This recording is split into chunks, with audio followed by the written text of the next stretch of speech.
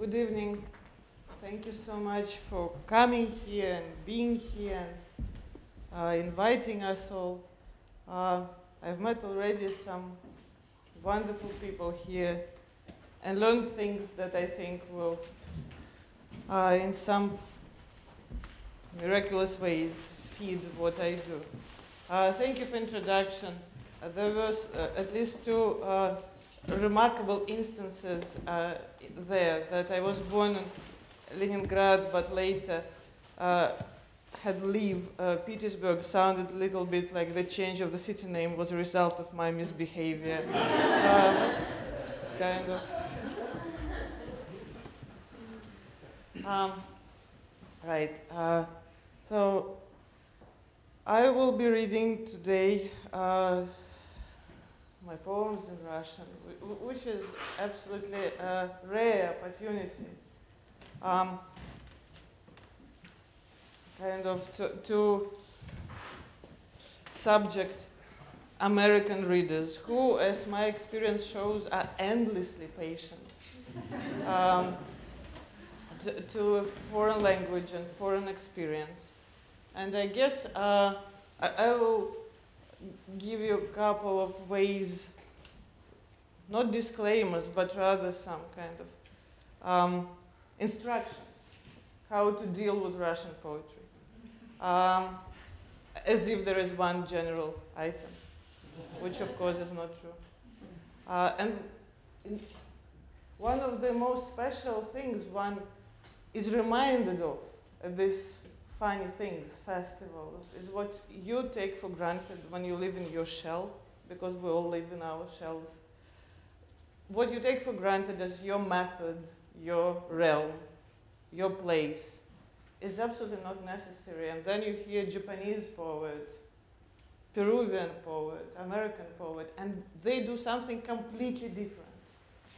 And you think, what? No, it's not me, it's impossible, it's not right. And then you think, what? It's not me, it's so great. What I'll read to you, there is certain trajectory. Our 20th century happened in such a fashion that at some point it became kind of a commonplace to try to separate place of poetry from all the other places. And I guess of all the other people, one of the most beloved, believe it or not, in Soviet Union, in Russia and the Soviet Union was Oscar Wilde, this brave, wild communist with his green carnation. We, as in my teachers and people of my generation, thought that art for art's sake, art that is somehow protected from politics, from history, from everyday life, has its own utopian agenda, its own utopian existence.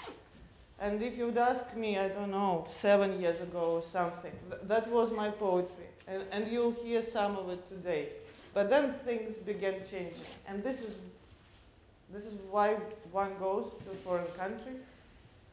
I guess, if there is any why at all. This is why one reads foreign books and observes foreign things, to change. You'll hear today that I write a lot about things that young Oscar Wilde would find surprising, but maybe not the latter one. If you remember, the first document he wrote after his imprisonment was a letter to the director of the prison in order to improve the toilet system. So even aesthetes sometimes look around. The first poem, speaking of Wilde, is about London.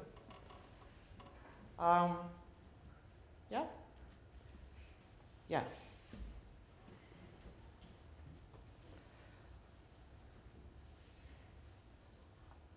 So one of the topics that you'll see everywhere there is some kind of an impossible contact of the artist, of somebody who produces words irresponsibly and lightly.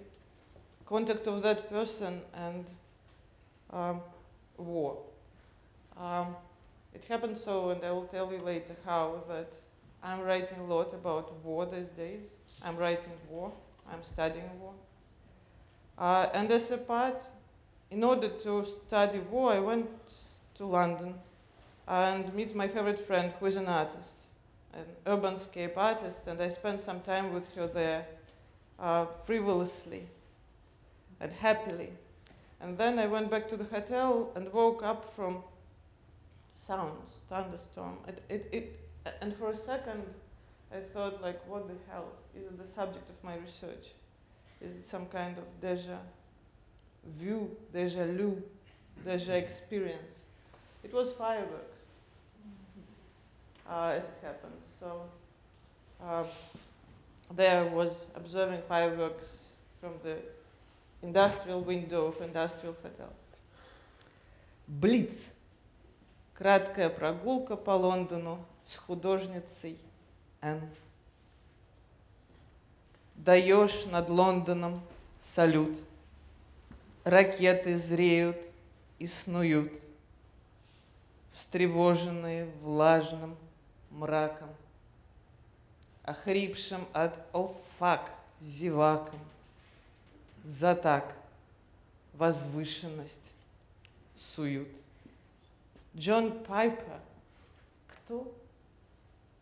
В 40-м смотрел культю под рукавом больного города без света.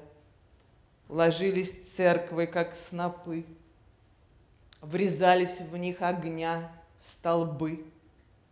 Творец рычал, да что же это? И горевал о свойстве цвета, скучнеть, сливаясь с темнотой. Всегда становится не той, на волю вырываясь краска.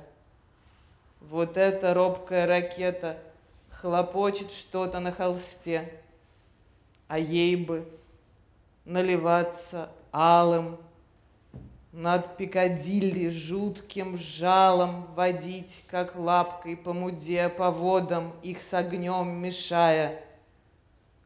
Творец, настойчивее лишая, врывался, подрывал, взрывал, обугленный своею кисткой. И город раной, скользко, склизкой, все восставал и все взывал к Творцу, на этот раз к другому. Молились всюду, все всегда, зачуяв хрюканье снаряда, выталкивая изо рта. Не надо изображать и поражать, цели лицом к земле бежать, потом лицом к земле лежать и легкие наполнить ею, скатиться в узкую траншею, еще немного полежать, ракету взглядом провожать. Летит, тает, ангел, сон, с несытым страхом в унисон подмигивает. Ну, готов ли к уведомлению толчку, к последней спазмы молочку, к восстановлению райской кровли?